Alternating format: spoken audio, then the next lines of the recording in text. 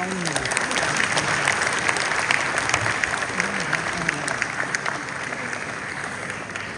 received over 350 online confirmations of attendance. Over 120 out of them have forwarded their questions. These numbers are given a few weeks ago, but I think we would have had more questions forwarded to them. So before you address the audience, we would like to share the questions people have asked already. So we hope that you will cover those questions. The first question is, what are your short, medium and long-term economic strategies to develop the country? How do you plan to tackle the immediate dollar crisis and debt problem? Right, the next most asked question. Let's not miss the elephant in the room. How do you plan to solve the national question? What is the NPP situation in North and East? The next question is, what steps will you take to improve public transport system and reduce the mortality from RTAs? How will you change the education system in the country? This is an interesting question. Will you guarantee to punish politicians and officials who have stolen public money and have been involved in killings such as the Easter attacks? What will you do to establish democracy, law and order? Will you abolish the PTA and other oppression laws and political prisoners? Are you ready to face any election gimmicks of opponents such as mudslinging and brainwashing of the people with politics of insecurity and fear? Next most asked question is, some people choose the NPP because they think NPP is the least bad option in Sri Lanka. How would you make it a positive choice instead? What will be your foreign policy? Final question, what would you expect from Sri Lankans who live in UK? These are the questions we have listed for you. Once again, I take this opportunity to invite Dr. Harini Amarasuriya to address the eagerly awaiting audience.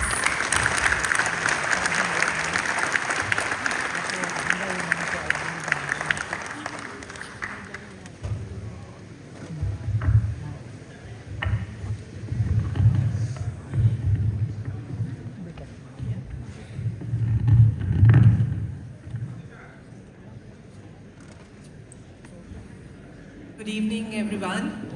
Thank you for that very kind and generous introduction. I would also like to thank the organizing committee of the UK branch of the NPP for the warmth with which we've been welcomed to this cold and somewhat grey country. Thank you for your hospitality. We felt very loved and very pampered. So thank you so much for the really warm welcome that we got. Bahasa දෙකෙන්ම කතා කරන්න බලාපොරොත්තු වෙනවා.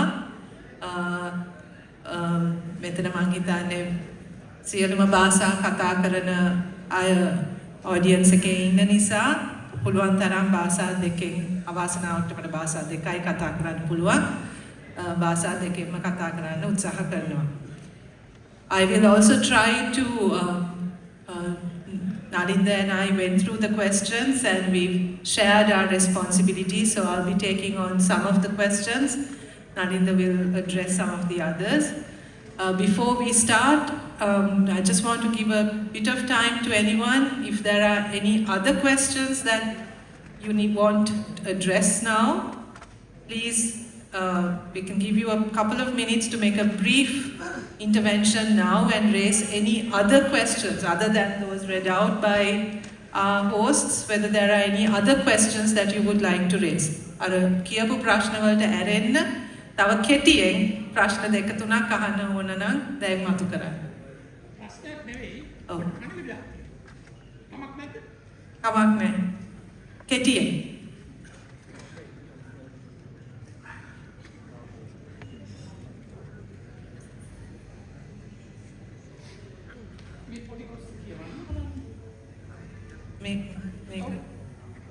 පිළිගැන්වීම 1987-1990 කාලය තුළ රාජ්‍ය මර්ධනයට ලක් වී අතුරුදහන් වූ රංජිත් බන්දුප්‍රිය මල්ලි ඇතුළු සැම වෙනුවෙන් ඔවුන් තුළ වූ උදාර අරමුණු සාක්ෂාත් කර ගැනීමෙලා අව්‍යාජ ලෙස කැප වූ ජනතා විමුක්ති පෙරමුණට මෙම කෘතිය ගෞරවයෙන් පිළිගැන්වේ.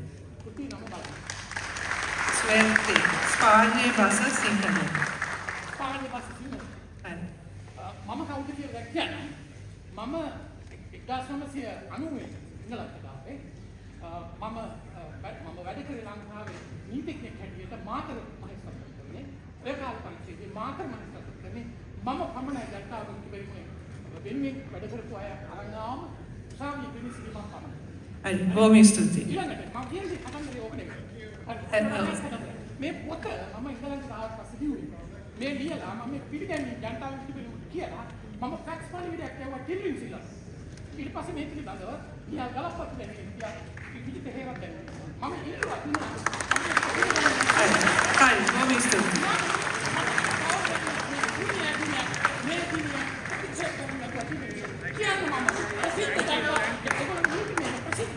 මම මේ තුත තුච්ච නින්දිත ක්‍රියාව ටිල්ලින් සිලාගේ. හරි. බොහොම ස්තුතියි. ප්‍රශ්න මොනවා හරි තියෙනවද මතක ගන්න? ඔව්. 1 minute. Yes.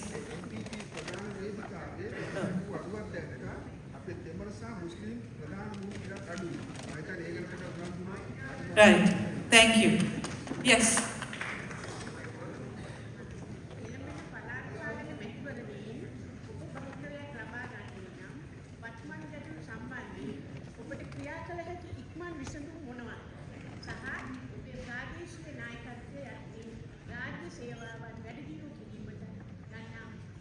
Okay, that's being addressed. Ek me Nalinda Sahodara විසින් උත්තර දෙනවා. Yes. I like to ask you, how will you deal with the nepotism in Sri Lanka? Yes, that will also be dealt with. Thank you. Oh, hi.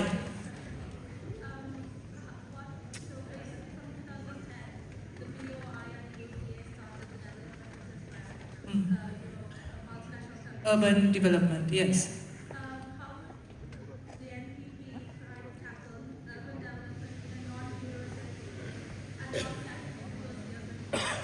Thank you. There was a couple. Yes.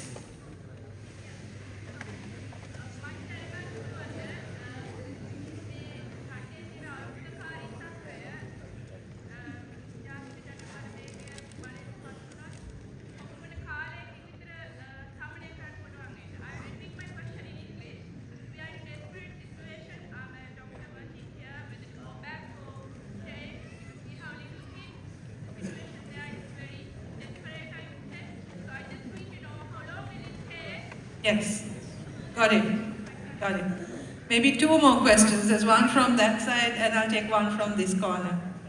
Does the NPP have a position on whether Sri Lanka should be a secular state? Thank you. Yes, quickly.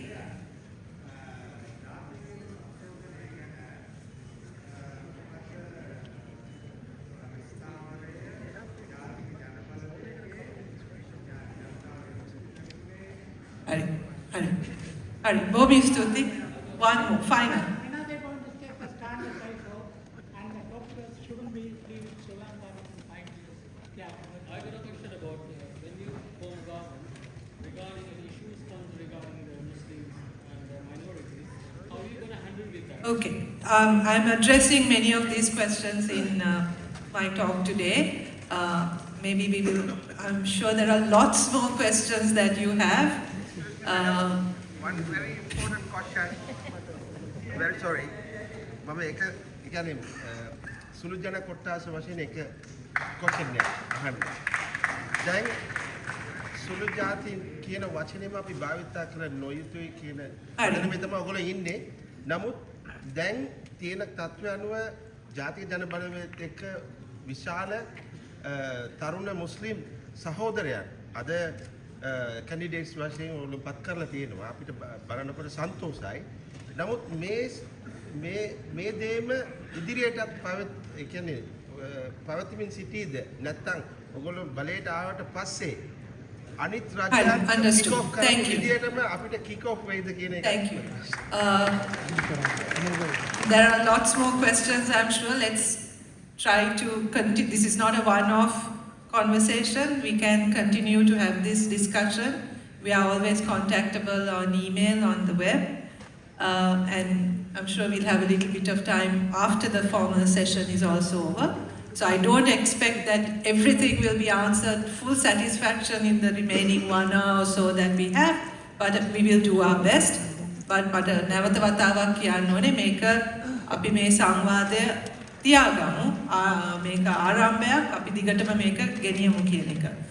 මම අද මට ලැබිලා තියෙන කාලය තුල මම බලාපොරොත්තු වෙන්නේ ජාතික ජනබලවේගය අපේ NPP එක ගැනත් පොඩි හැඳින්වීමක් කරන්න.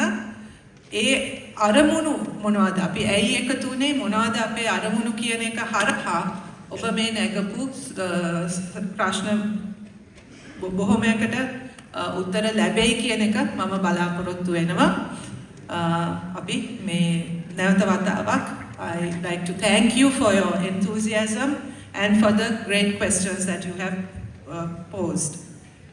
So the NPP, as you know, was established in 2019. It was the result of a long conversation that started somewhere around 2015. Das පාලවේ විතර ආරම්භ වුණු සංවාදයක් හරහා තමයි ජාතික ජනබලවේගය ආරම්භ වෙන්නේ. We wanted a platform. Many of us who were active in progressive politics, pro-democracy work, activism, wanted and who've had a conversation also with the JVP for a long time. We wanted to establish a platform where all of us could come together to put forward a national political movement, to put together a national political movement that was grassroots-led, people-led, for standing for a more progressive, a more democratic political movement.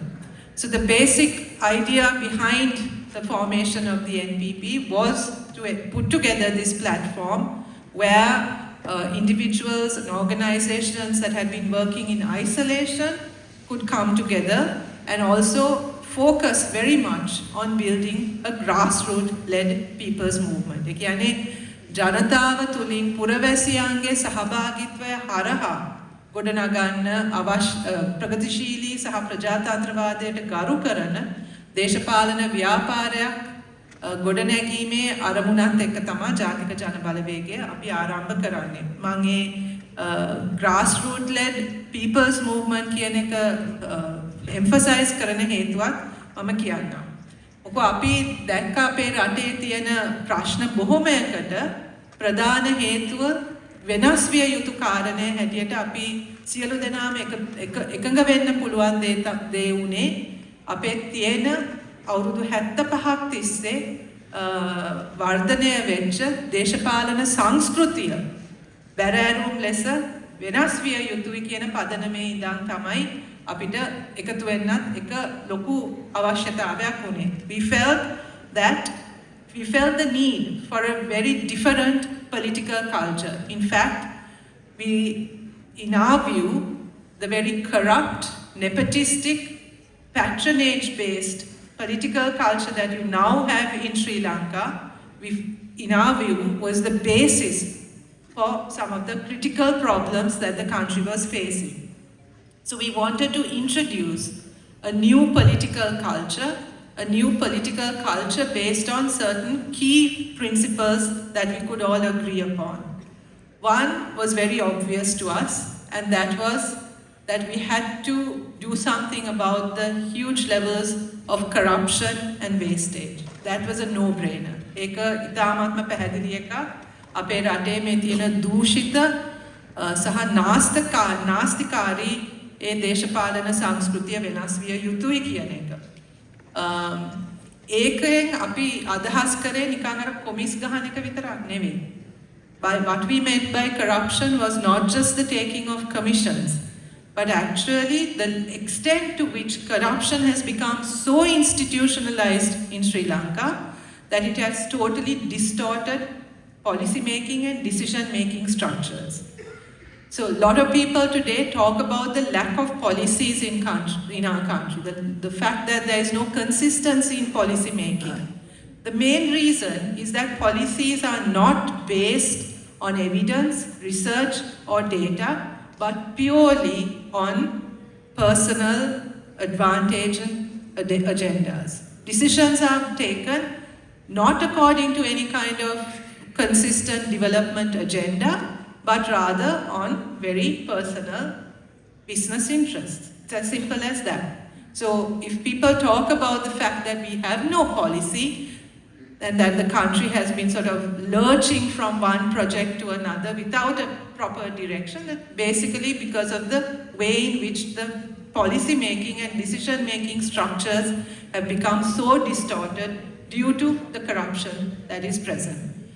So for us, it was very important that as the NPP, that we fight against this corruption and that we could pledge to the people of the country that we would investigate corruption, that we would hold those who stole or misused public money to account, and that we would prosecute those who are guilty of having robbed millions of public money. ඒක අපිට ඉතාමත් වැදගත් දෙයක් වුණා මේ ඇත්ත වශයෙන්ම මේ හොරකම් සහ දූෂණය ඒ තියෙන ඒව වෙනුවෙන් සටන් ඒවට එරෙහිව සටන් කිරීමත් ඒව එලි කරන එක විතරක් නෙවෙයි නමුත් ජාතික ජනබලවේගයේ ආණ්ඩුවක් හරහා ඒවට වගකිව යුතු අයට එරෙහිව විමර්ශන කිරීමත් අපෙන් හොරකම් කරපු මුදල් නැවත ලබා ගැනීමට වැඩසටහනක් දියත් කිරීම අපේ ප්‍රධාන ප්‍රතිපත්තියක් හැටියට අපි ඉදිරිපත් කරලා තියෙන්නේ ඒක වෙනුවෙන් අපේ නීතිඥ කණ්ඩායම දැනටමත් ඒ සඳහා වැඩ කරමින් ඉන්නේ. The other thing is that we basically wanted to change, and this is where the people-led grassroots part of our NPP politics is so important, is that we basically wanted to change the relationship between the rulers of this country, of Sri Lanka, not this country, rulers of Sri Lanka and the citizens. අපි බැලුවොත් අපේ රටේ ඇත්ත වශයෙන්ම තියෙන්නේ හරිම යැපුම් මානසිකත්වයක් කියන එක මම හිතන්නේ පිළිගන්න යැපීම තියෙන්නේ වෙන මොකක්වත් නෙවෙයි දේශපාලඥයා මත. දේශපාලනයේ බලය තියෙන එක්කෙනෙක් එක්ක සම්බන්ධතාවයක් නැතුව ලංකාවේ කිසිම වැඩක් කරගන්න බෑ. දරුවෙක්ව පාසලට දාන එකේ ඉඳන් රැකියාවක් ලබන එක සියල්ලම තීරණය කරන්නේ දේශපාලන සම්බන්ධතාවය මත. ඉතින් Taman හරි දේශපාලන පැත්තේ හිටියේ නැත්නම් මොකක්වත් සිද්ධ වෙන්නේ නැහැ. You're not able to function as a citizen within a fair system, within a system that you can approach with confidence and trust, knowing that you will be treated as a citizen with rights in that country. Right? It is entirely dependent on the relationship that you have with those in power and those in authority. ඒක මම හිතන්නේ ලංකාවේ අපි නිකන් අර හිතන්නේ නැතුව කරන දෙයක්. කොහේ හරි අපි රාජ්‍ය ආයතනයකට ගිය ගමන්ම ඉස්සෙල්ලම කරන දෙයක් තියෙනවා නේද? කරන්නේ අපි දන්න කවුරු හරි හොයන එක. බලය තියෙන කවුරු හරි දැනගත්තොත් මිසක් අපිට පැවැත්මක් නැහැ කියන එක දැන් සාමාන්‍ය දෙයක් බවට පත් වෙලා. That's wrong. That's it. So, and that is the basis on which the political class has been able to really consolidate its power and use people as vote banks and manipulate people into maintaining this very corrupt system. So we felt that that relationship to change, the change couldn't come only from the political class, but the citizen also needed to change. The citizen needs to feel strong and powerful and aware of their own rights and aware of the way in which they should engage with the political authority. And මම හිතන්නේ අපි දන්නවා ගිය අවුරුද්ද තුර ඒක සිද්ධ වුණා. පළවෙනි වතාවට මම දකින විදියට අපිට තේරුම් ගන්න විදියට ලංකාවේ පුරවැසියන් හැටියට ක්‍රියාත්මක වුණ වසරක් හැටියට 2022 අපිට මම හිතන්නේ ඉතිහාසයට ලියවෙයි. මොකෝ අපිට තේරුම් ගන්න පුළුවන් වුණා පුරවැසියන් හැටියට අපි එකතු වුණොත් අපේ අනිත් සියලුම වෙනස්කම් අපි ඒවා චුට්ටක් පැත්තකට දාලා පුරවැසියන් හැටියට සාධාරණය වෙනුවෙන් එකමුතු වෙලා ඉදිරිපත් වුණොත් කරන්න බැරි දෙයක් නැහැ කියන එක මම හිතන්නේ ගිය අවුරුද්ද තුල අපේ රටේ මිනිස්සු ඔප්පු කරා. ඉතින් ඒ වෙනස ඒ 2022 ඒ වෙච්ච වෙනස පුරවැසියාගේ ඒ වෙච්ච වෙනස ආයිත් හරවන්න බෑ. ඒ වෙනස දැන් වෙලා තියෙනවා. ඒක තේරුම් ගන්න බැරි දේශපාලන පන්තියක් බලේ ඉන්න එක තමයි අපිට දැන් ඉතුරු වෙලා තියෙන ප්‍රශ්නේ. නමුත් ඒ දේශපාලන පන්තියක් 2023 කියන වසරේ ඒගොල්ලෝගේ යුගයක් ඉවර වෙනවා කියන එක මම හිතන්නේ මේ වෙනකොට ඉතාමත්ම පැහැදිලි. 2023 කියන්නේ ශ්‍රී ලංකාවේ තීරණාත්මකව ඒ බලව්‍යුහය ඒ සම්බන්ධතාවය වෙනස් වෙලා ජනතාව බලය අතට අරගෙන අපේ ඉතිහාසය අපි ලියන අවුරුද්ද 2023 ආරම්භ වෙනවා කියන එක ඉතාමත්ම පැහැදිලි. So ever since the NPP was formed, that was one of the things we focused quite considerably on building this grassroots level movement. Nalinda will be talking about it more, but we've set up an organizational structure which enables citizens to engage with their rulers, to take part in decision making, to participate in the decision making process, and this is something that is extremely important for us and something that we see will go a long way in ending the patronage-based, nepotistic political culture that has enabled the political class to maintain this corrupt system for 75 years. So this is not something that we are just talking about in terms of how we organize ourselves, but this is something we propose, we think, to change this, to really make this a transformative change. It is also necessary to have a new constitution. අපි යෝජනා කරන්නේ අලුත් ව්‍යවස්ථාවක්. ඒ අලුත් ව්‍යවස්ථාව තුළ ජනාධිපති ක්‍රමය අහෝසි කරන සියලුම පුරවැසියන්ගේ අයිතිවාසිකම් තහවුරු වන විශේෂයෙන්ම දේශපාලන සිවිල් අයිතිවාසිකම් විතරක් නෙවෙයි සමාජ සහ ආර්ථික සමාජ සංස්කෘතික ආර්ථික අයිතිවාසිකමුත් තහවුරු වෙන ශක්තිමත් වෙන අලුත් ව්‍යවස්ථාවක් අපි යෝජනා කරලා තියෙනවා. ඒක තුළ පුරවැසියාට තමන්ගේ පාලනයේ මීට වඩා සක්‍රියව සහ මීට වඩා ඍජුව සහභාගී වෙන්න පුළුවන් ව්‍යුහයකුත් අපි යෝජනා කරනවා. So deepening democracy. For us, democracy is not just about turning up at an election and casting your vote. It goes beyond that to actually participating and to be engaged in the decision-making process.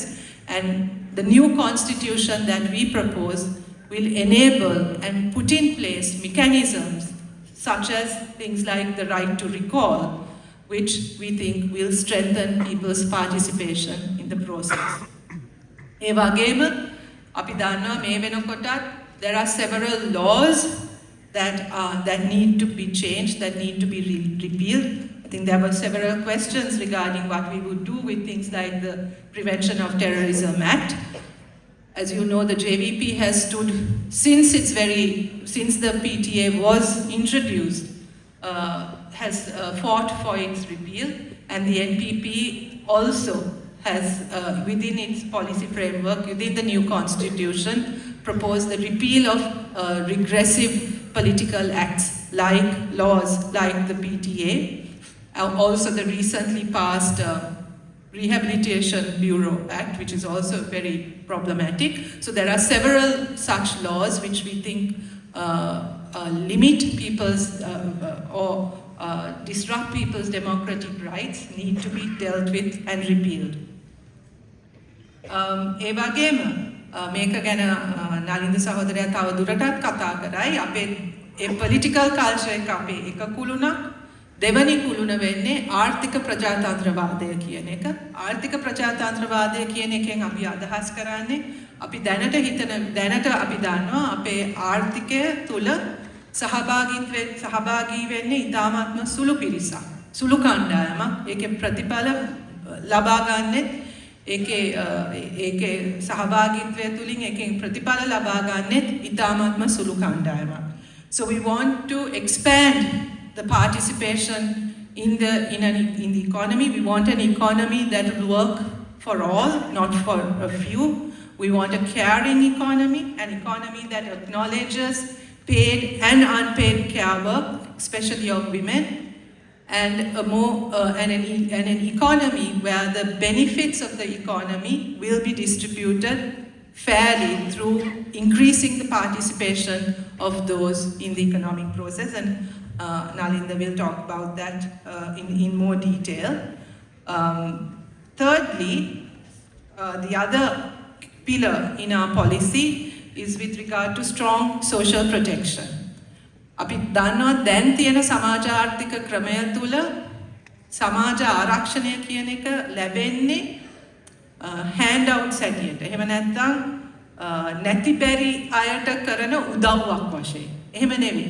අපි යෝජනා කරන සමාජ ආරක්ෂණය කියන්නේ මුලින්ම අපි කල යුත්තේ සමාජ ආරක්ෂණය තහවුරු කරන එක තුලින් සමාජ ආරක්ෂණය අවශ්‍ය වීම අඩු කරන එක. කියන්නේ තමන්ගේ ශක්තියෙන් ජීවත් වෙන හැකියාව තමයි පුරවැසියා ඉල්ලන්නේ. කාව මත හරි යැපෙන්න නෙවෙයි.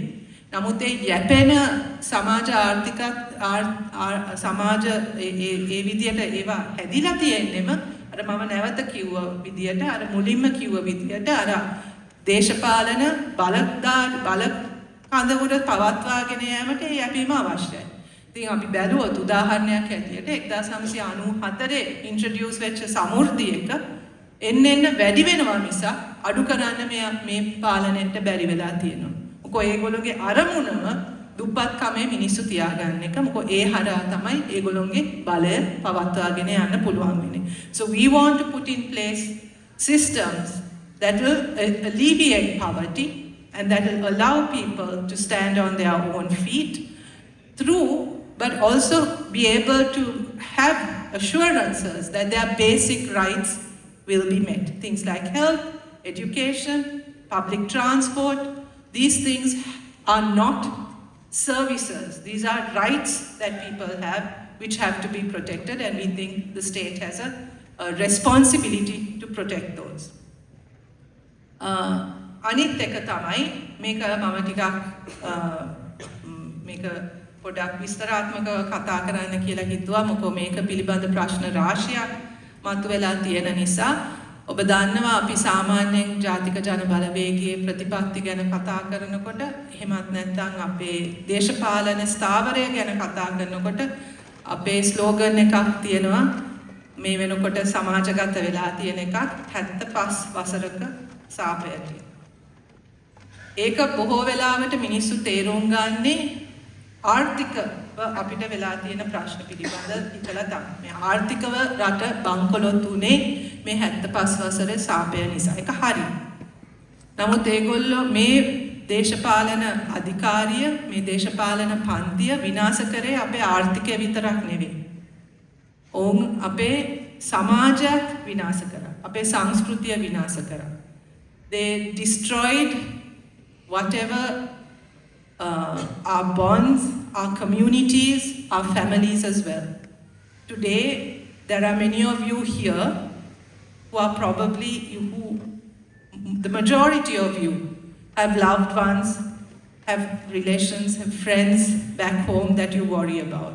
Today, parents in Sri Lanka, the main objective is to figure out how to send their child out of Sri Lanka. That's not how families should be. It's one thing to leave, to migrate because that's your choice, because you made that choice because you want to. But it's another thing to have to leave a country out of desperation, out of lack, or out of a sense of hopelessness. This is what 75 years have done to us.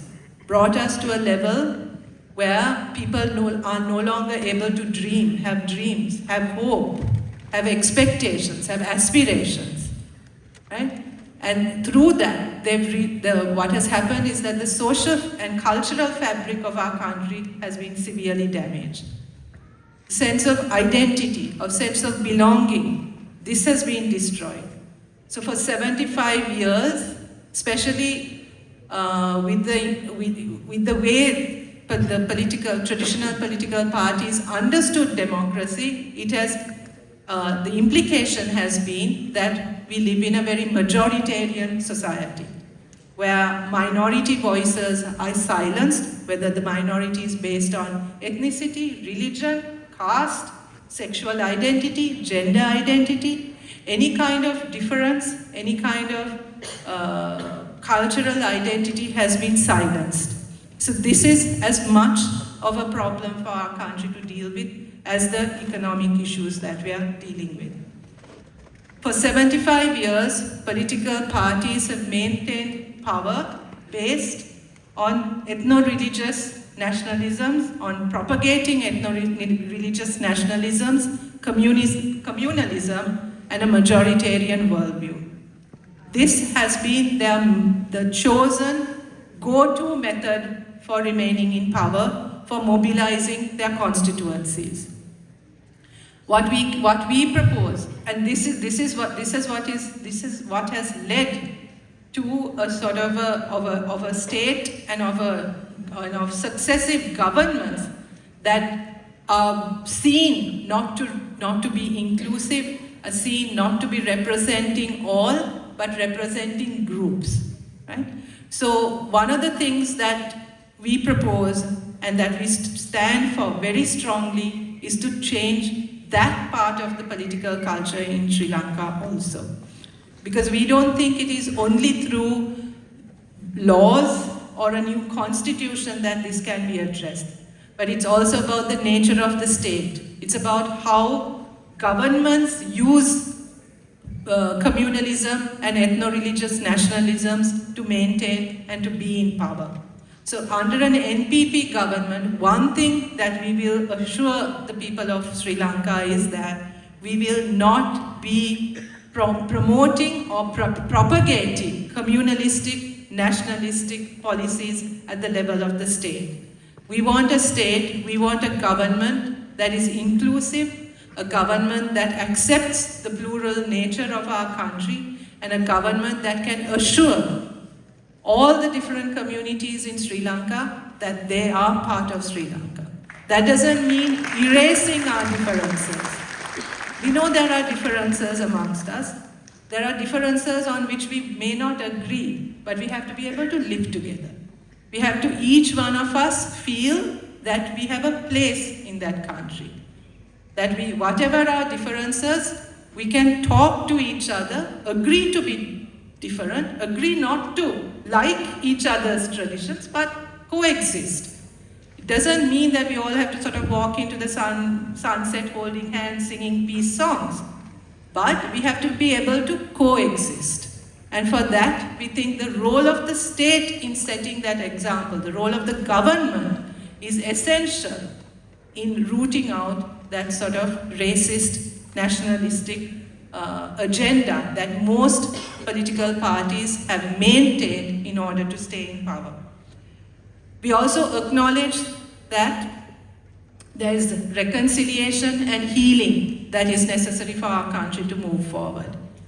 For 75 years, there's been a lot of, far too much bloodshed in our country.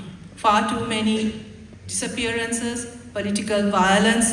Many of the groups that are part of the NPP, Jatika Janabalawege, in Parshava Bohomeyakata, e Deshapalana Prachandattwaya nisa, විඳපු දේවල් ගැන මම හිතන්නේ අලුතෙන් මෙතන කියන්න අවශ්‍ය නැහැ. ඉතින් අත් වශයෙන්ම අපේ රටට අවශ්‍යයි සාමූහික healing process එක. ඒකත් අපි දකිනවා. මේ වෙලා තියෙන දේවල් අපේ නැති වෙච්ච අපේ සගයන් නැති වෙච්ච අපේ දේශපාලන අයිතීන් අපි කොයි වෙලාවකවත් රටක් හැටියට ඒව ගැන යම්කිසි විදියක රිෆ්ලෙක්ෂන් එකක් යම්කිසි විදියකට පසුවිපරමක් මොනවත් කරලා නැහැ. ඒක එකක් වෙනවා යටත් වෙනවා තව එකක් වෙනවා ඒක යටත් වෙනවා. අපි යටත් කර කර යනවා මිසක් අපි ඒකට හරියට මුහුණ දීලා නැහැ. ඒ නිසා we propose something like a truth and reconciliation commission that will look into all of these aspects. That is not just about legal compensation or legal reconciliation, but also allow people to and acknowledge people's losses, allow people to grieve, provide the kind of perhaps the psychosocial support that is necessary for dealing with losses that have a long history in our country. ඒ වගේම අපි දන්නවා එක නීතිමය පැත්තක් විතරකින් අපිට මේ ප්‍රශ්නේ විසඳන්න බෑ. අපේ අධ්‍යාපනයත් සංස්කෘතියත් මෙතන හරිම වැදගත් වෙනවා. අපේ අධ්‍යාපන ප්‍රතිපත්තිය ජාතික ජනබලවේගය තුළ අපි ප්‍රමුඛ තැන අපේ අධ්‍යාපනයට අපි දෙනවා. අධ්‍යාපන ප්‍රතිපත්තිය අපිට ඉතාමත්ම වැදගත්. අධ්‍යාපනය තුළින් අපි බලාපොරොත්තු වෙන්නේ වැඩ කරන්න කාවරි රැකියාවක් කරන කෙනෙක්ව පුහුණු කිරීම විතරක් නෙවෙයි රටට අවශ්‍ය ඒ පුරවැසියන් නිර්මාණය කරන අධ්‍යාපනයක්. ඒ කියන්නේ අපේ වගේ රටක ප්‍රජාතන්ත්‍රවාදී මූලධර්ම වලට ගරු කරන විවිධත්වය බාර ගන්න පුළුවන් සමාජ වගකීමක් දැනෙන පුරවැසියෝ බිහි කරන අධ්‍යාපන ක්‍රමයක් අපිට අවශ්‍යයි. ඒක අපි දන්නවා ටිකක් දීර්ඝකාලීන වැඩක්. නමුත් ඒකට අපි විශාල ප්‍රමුඛතාවයක් දෙනවා. මොකද අපේ මානව සම්පත මේ අපිට රට ගෙනියන්න ඕන තැනට අවශ්‍ය මානව සම්පත හදන එක අපිට ඉතාමත්ම වැදගත්. ඒ සඳහා මේ අධ්‍යාපන ක්‍රමය නිකන් එහෙම් මෙහෙම් ප්ලාස්ටර් දාලා හදන්න පුළුවන් එකක් නෙවෙයි. ඒක සම්පූර්ණයෙන්ම වෙනස් විය යුතු අධ්‍යාපන ක්‍රමයකුත් අපි යෝජනා කරනවා. ඒ වගේම සංස්කෘතිය මම හිතන්නේ අපේ ජාතික ජනබලවේගයට මේ වෙනකොට විශාල සංඛ්‍යාවක් ආටිස්ලා අපිත් එක්ක එකතු වෙනවා. ඒක අපිට විශාල හයියක්. මොකද අපි හිතන්නේ අපේ මිනිස්සුන්ට අපේ රටවැසියන්ට සංස්කෘතික ජීවිතයකුත් අවශ්‍යයි. දියුණු සංස්කෘතික ජීවිතයක් අවශ්‍යයි. ඒ සංස්කෘතික ජීවිතය හරහා තමයි අපිට අවශ්‍ය පුරවැසියන් ඒ සංවේදී තෙතමනය තියෙන පුරවැසියන් අපිට බිහි කරන්න පුළුවන්. ඒ නිසා ඒ ප්‍රගතිශීලී ප්‍රජාතන්ත්‍රවාදී මූලධර්ම ප්‍රවර්ධනය කරන්න පුළුවන් සංස්කෘතියක් අපිට අවශ්‍යයි. ඉතින් අර ශ්‍රී ලාංකීය අනන්‍යතාවය සහ අපි මේ අවුරුදු 75ක් තිස්සේ අපිට අර කරගන්න බැරි වෙච්ච ඒ ශ්‍රී ලාංකීය අනන්‍යතාවය ගොඩනැගීම සඳහා ඒ නීතිමය සහ ව්‍යවස්ථාපිත වෙනස්කම් ආණ්ඩුව ගත යුතු ප්‍රතිපත්තිමය වෙනස්කම් වගේම සංස්කෘතිය හා අධ්‍යාපනය හරහත් ඒ අවශ්‍ය අනන්‍යතාවයන් සහ අවශ්‍ය පුරවැසියන් බිහි කිරීමේ වැඩේට අපේ විශාල අවධානයක් අපි ඒ වෙනුවෙන් දෙනවා සහ අපේ ප්‍රධාන ප්‍රමුඛතාවයක් ඒ වෙනුවෙන් අපි යොමු කරලා තියෙනවා. අවසාන වශයෙන් මට කියන්න තියෙන්නේ මොකද මේ ප්‍රශ්නෙත් අහලා තිබ්බා අපේ ෆොරින් පොලිසි එක මොන වගේ එකක්ද කියන එක.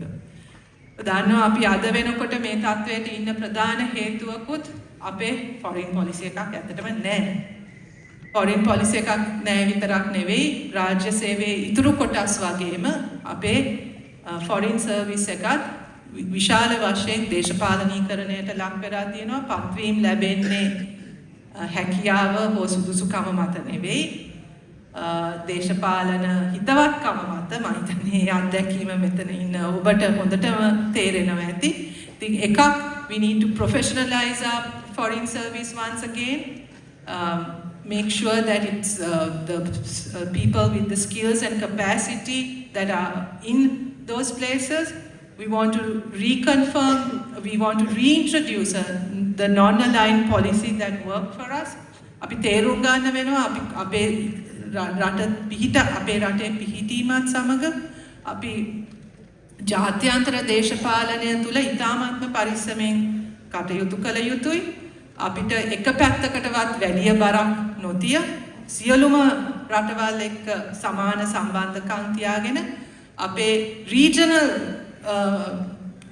පොලිටික්ස් ගැනත් සංවේදී වෙමින් සහ අපි හිතනවා අපිට විශාල විභවයක් තියෙනවා අපි කිසිම ගනුදෙනුවක් නොකරන අලුත් රටවල් කීපයක් තියෙනවා අපිට විශේෂයෙන්ම අපේ ආර්ථික ප්‍රතිපත්තිය එක්ක සම්බන්ධතා ඇති කරගත යුතු African, Southeast Asian countries which we have neglected and which could probably provide us with a whole new sort of balance to our foreign policy. So we stand for a firm, non-aligned policy where the interests of Sri Lanka rather than the interests of particular groups will be prioritized in how we engage with people. So finally, in conclusion, what we want to say is we are at a critical moment in our country. හරිම තීරණාත්මක මොහොතක අපි මේ වෙලාවේ ඉන්නේ. මේ අපිට එළඹෙන මේ මැතිවරණය නිකම්ම මැතිවරණයක් නෙවෙයි. මේක පළාත් පාලන මැතිවරණයක් පමණක් නෙවෙයි. මේක ජාතික තලයේ මැතිවරණයක් බවට දැන් පරිවර්තනය වෙලා ඉවරයි. මොකෝ ගිය අවුරුද්දේ ආරම්භ වෙච්ච අරගලය තුලින් අපිට අපි අකමැති ජනාධිපති කෙනෙක් සහ අකමැති ආණ්ඩුවක් පළවා හරින්න හැකියාව ලැබුණාට කැමැති අයව අපිව පත් කරගන්න බැරි වුණා. අන්න ඒ කාර්යය දැන් අපිට ඉතුරු වෙලා තියෙනවා. ඉතින් ඒක කරන ඒ ක්‍රියාවලියේ පළවෙනි පියවර මේ පළාත් පාලන මැතිවරණය. ඉතින් ඒක ඒ නිසාම තමයි මේක මෙච්චර තීරණාත්මක අරගලයක් බවට පත් වෙලා තියෙන්නේ. ඔබ දන්නවා ආණ්ඩුව සෑම උත්සාහයක්ම යෙදෙමින් ඉන්න ඒක පිළිබඳ අවිශ්වාසයක් මේක තියෙයිද නැද්ද කියන අවිශ්වාසය ඇති කරන්න. නමුත් අපිට විශ්වාසයි මැතිවරණයේ තිය යුතුයි. මැතිවරණය දැන් නොතිය ඉන්න බෑ. ඉතින් ඒ නිසා මේක තීරණාත්මක මැතිවරණයක්, තීරණාත්මක මොහොතක් අපේ රටට. ඉතින් ඔබ සියලු දෙනාටම ඒකට සහභාගී වෙන්න විවිධ ක්‍රම තියෙනවා. ඔබටත් බලපෑමක් තියෙන පුද්ගලයන් හැටියට මෙතන ඉන්නේ. ඒ සහයෝගයත් බලාපොරොත්තු වෙනවා. මේ රට හදන්න. මේ රට නැවත මට අමතක වෙනවා මම ලංකාවේ නෙවෙයි කියලා. ලංකාව කියන්නේ හදන්න පුළුවන් රටක් කියන එක අපිට විශ්වාසයක් තියෙනවා. අපිට බලය අපි ඉල්ලන්නේ තවත් එක් දේශපාලන පක්ෂයක් බලයට ගේන්න නෙවෙයි. මේ රට හදන්න පුළුවන්. ඒ රට හදන්න පුළුවන් අය අපිත් එක්ක ඉන්නවා. අපිට ඒ ප්‍රතිපත්ති තියෙනවා. අපිට ඒ උවමනාව තියෙනවා. අපිට ඒ අවස්ථාවයි අවශ්‍ය වෙන්නේ. ඒ අවස්ථාව සඳහා තමයි අපිට අපි බලය ඉල්ලන්නේ. ඒ වෙනුවෙන් අපි වැඩ කරොත් ලංකාව තිබිය යුතු තැනට ගේන්න පුළුවන් කියන විශාල විශ්වාසයක් එක්ක තමයි අපි කොහොමද